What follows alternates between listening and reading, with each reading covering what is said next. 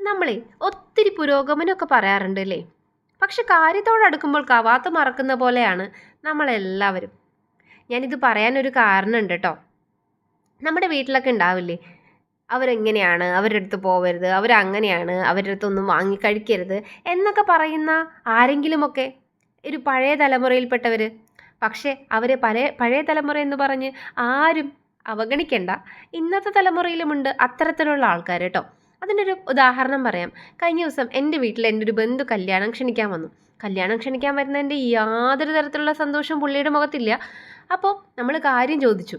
അപ്പോൾ പറയാണ് പ്രേമവിവാഹമാണ്, നമുക്കൊന്നും ഒട്ടും പറ്റാത്തൊരു ബന്ധമാണ്, അതുകൊണ്ട് തന്നെ ആരെയും അധികം ക്ഷണിക്കുന്നില്ല, വേണ്ടപ്പെട്ടവരെ മാത്രമേ വിളിക്കുന്നുള്ളൂ, അതുകൊണ്ടാണ് ഒന്നും അങ്ങോട്ട് ശരിയായി വന്നില്ല.